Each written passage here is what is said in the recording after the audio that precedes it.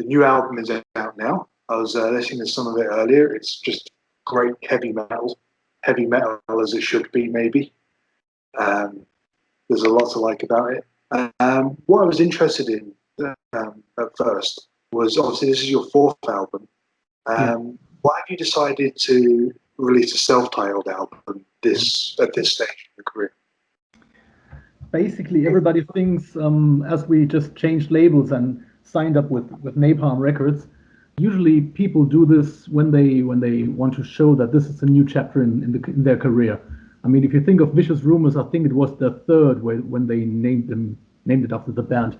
But in our case, that's one of the reasons. But the other reason is all of our albums have been like, I always say, like books about a certain chapter in the life of the Hammer King. And the first one was all about the kingdom and all the people working there and serving there. The second one was about the war stories, and Poseidon Will Carry Us Home was about the seafarings. When we worked on the new songs for this album, for number 4, it became apparent that we had songs which lyrically were very much about the king himself, actually. So we thought, actually, we didn't really know what other name would be appropriate other than Hammer King. And it was the perfect moment to finally have the king on the cover, which we have never done before. So we said, let's put the king on the cover, let's name it Hammer King. And when Peter Salai, who did the artwork, sent us the finished artwork, he had already included the band's name, and it's really in the picture with I think the lightning is in front of the lettering. And we saw it and we said, this is perfect. We don't even have to write Hammer King for a second time. And that's basically the story about it. When we told Napalm we would like to do it like this, they said, it's fantastic. We'd thought of the same, because most people will recognize you now with a bigger label. Many people had never heard anything before. So basically it's 3 reasons at the same time. Awesome. I like that. It's like an autobiography. Mm-hmm. Like you say, each album deals with different lyrical subjects when it comes to the Hammer King itself. What for those of us that are new to the mythology of the Hammer King, like you say, this album is very much about the character itself. How would you describe the character? I mean, he's a very fearful ruler. He's cold-blooded. And that is the reason why I can only say good things about him, because otherwise my life will be short. He's a wonderful person, a good husband, and a wonderful listener, and he's very funny.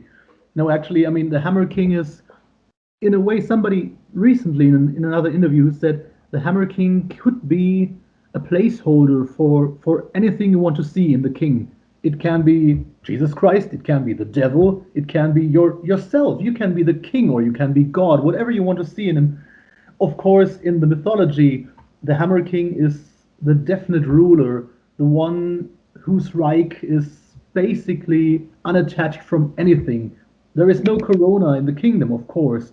There is no poverty, but on the other hand, you serve the king. So if you serve him, it's like selling your soul to rock and roll. If you do, it's fine, but if you don't, it's really a problem. So that is the king, and of course, he's got the biggest hammer of them all. So that is basically what you can say about him. Okay, good. I'll keep that in mind, and I won't say anything negative as well. It's almost like Vladimir Putin with the hammer. Right. Well, like you mentioned, this is your first album through Napalm Records, over the border in Austria. What was it about Napalm that made you feel this was the right label for you? At this point, I always say that we have been very, very happy with Cruz del Sur music before.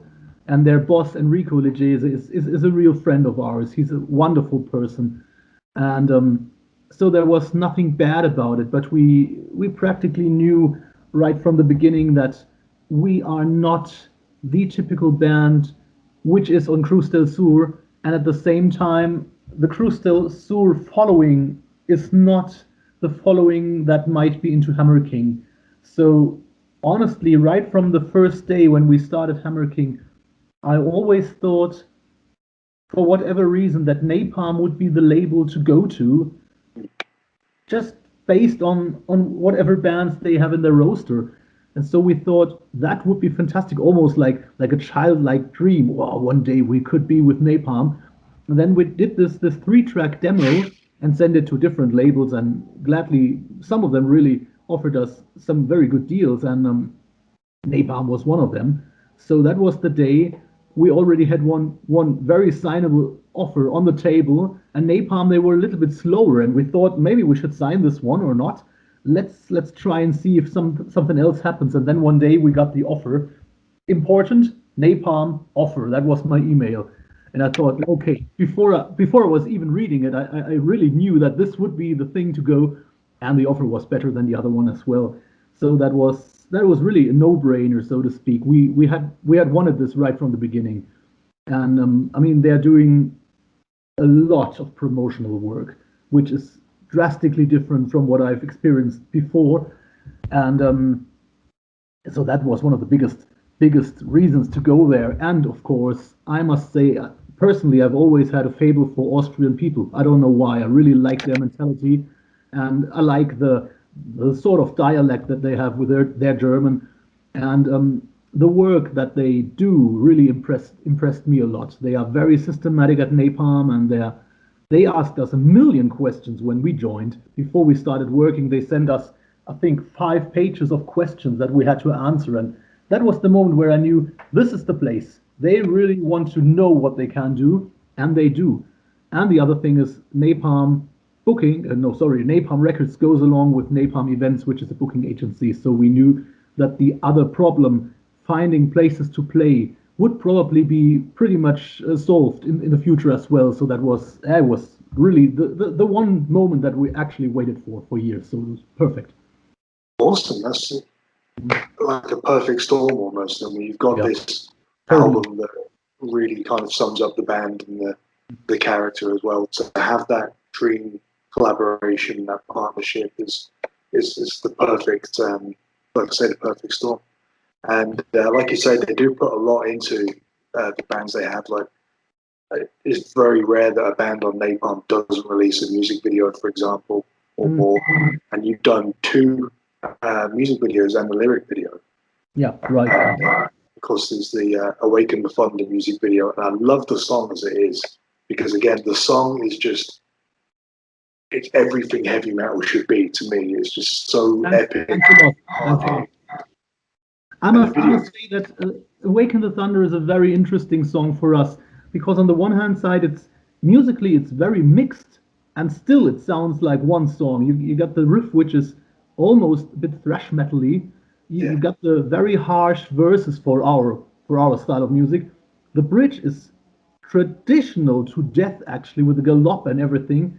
And you got the chorus, which is, it's almost a little bit like pop music in a way. It's very, very catchy. So that is actually one of our favorite songs, and it had been the opening track ever since we started working on the album. When we had 3 songs, that was the opening track. When we had 11 songs, it still was the opening track.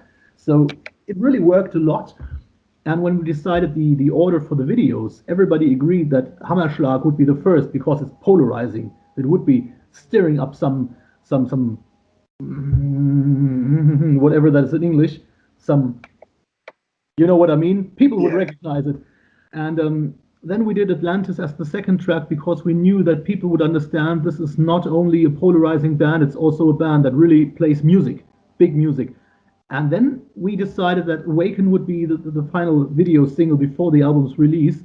And everybody told us the first one will have the biggest numbers, and the third one basically never does as much as the first. And in this case, the third is actually the best, which is perfect, because we really know that this was the perfect choice, actually. So it's fantastic. Yeah, I think it's a great introduction to the band if you're a new listener to Hammer King. Because it is, like I say, it's such a good song, and it's so energetic, and there's one where I heard that, and then I go, okay, now I want to hear Hammerschlag, and I want to hear Atlantis, and I want to hear older stuff. So from a new listener's perspective, it's a great introduction, even though it's the 3rd video. Where was the castle or the ruins where the video was filmed? That's actually a really funny story because we decided to work with Mirkovitsky for the first time, who is he did the Beast of whatever the name is, the Beast of something from Powerwolf. I don't remember the Oh yeah. pronunciation. He did that one. No, I'm sorry, he did not do that. He did the one with Alyssa from Arch Enemy. That's what Right. he Yeah. Demons Are a Girl's Best Friend. He did that one, and we wanted to work with him because he sounded very friendly and he seemed to have a very good plan. And he is from a totally different place. And he was looking for a location, and then he sent me a link and said, "Hey, I found one. It's a castle." And I said, "Hey, it looks awfully familiar to me. Where is this castle?" "Oh, yeah, it's just 20 minutes from here." And bizarrely, he picked that one, although he comes from a totally different place.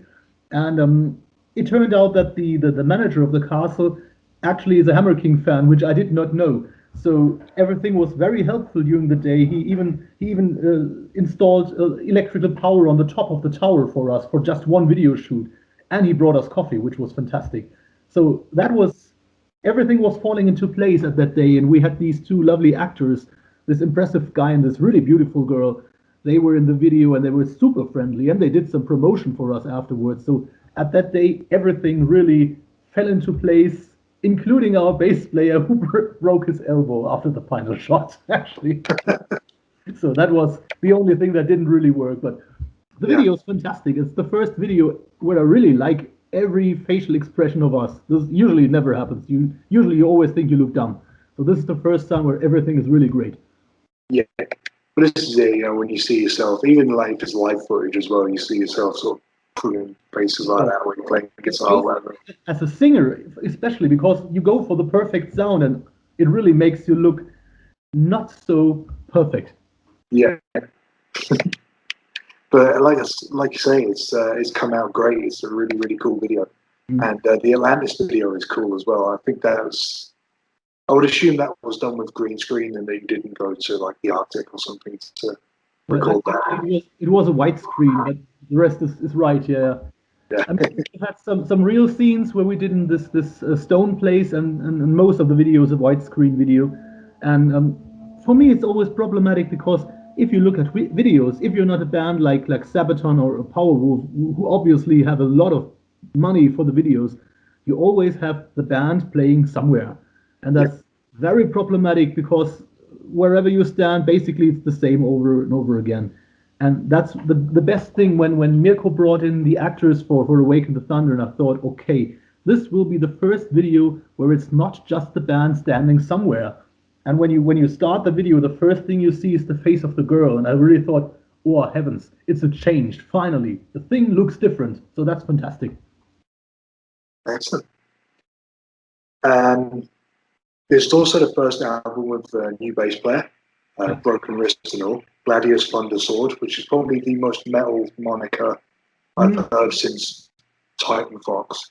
Oh yeah, that's a good one too. How did you find Gladius? That was, I think that was fate in a way. We had already almost settled on somebody who is a fantastic musician and a wonderful guy, by the way. And we had basically agreed on him. But then Gladius was a friend of a guy called Chris Glaub from the German Breakout magazine. It's a print magazine. And Chris is a supporter of the band, has been for years. And he always said, come on, you got to call this guy. You got to call this guy. He really wants to do that. And I thought, well, basically, I'm happy with our choice, but it's for Chris, so let's call him and let's have one additional member to check. Actually, one additional guy, and he came in his Porsche, and it was like the whole lifestyle from the Sunset Strip would finally arrive at our rehearsal room, and there was an aura around him. And always say he was irresistible. You couldn't do anything else. You just had to take him. It was impossible to resist. And yeah, we worked back and forth with both of them, and finally really had to tell the other guy, I'm totally sorry, but we're sorry. It has to be the other one, because in addition to the aura, he had some business connections as well, which we knew would be helpful for the band. And you basically, if you have two people who are nice, you go with all the advantages that you can get. And so basically it was just a friend of a friend. And that's always nice if there is a certain connection to people. It really works out very well. The elbow aside. Something else I really like about the album, and you can't help but notice it. Well, it's obviously because it's very striking, and you can even see it in this video, is the artwork. The artwork is so cool. It's so metal. It's so perfect for this music. Who is the artist, the Hammer King front cover? Oh, his name is Peter Salai. And I must confess I forgot from where he is. If I say Hungary, it might be wrong. Well, I'm sorry, Peter. I forgot about it. He was one of 3 or 4 people that we tried to work with. Some sent sketches, some were fantastic, and Peter was the final one that we tried, and he would have been the final one in any case. I think what has he done before? He has worked with Sabaton, of course. I think he has done something for Powerwolf and probably something for Hammerfall as well. But mainly he's the guy who's doing the Sabaton stuff. And the interesting thing is that our artwork doesn't look anything like Sabaton, which is very good, because it's bad if you seem like a copycat. So we contacted him and said, this is the deal. We want to have the king on the artwork, and it would be very good if you can create a sort of a king that could be something to identify with, basically something for the t-shirts or for an action figure, basically something like an Eddie if you want so. And he said, yeah, we can try that. And he sent us the first sketch, and right away you could feel that there is this power, this movement in his drawing that the others did not have.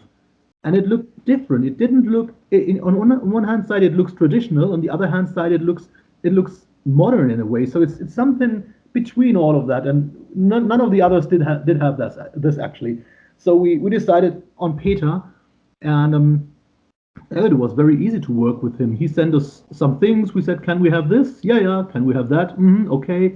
And I think we had like 5 changes, and then the artwork was totally done. And once he sent me the entire data where you could really zoom into eternity, it's unbelievable how many things are going on in the background which you did not see on the small one. So it's really a fantastic piece of art, and we want to work with him in the future as well. It's so almost at a loss for words at how awesome it is.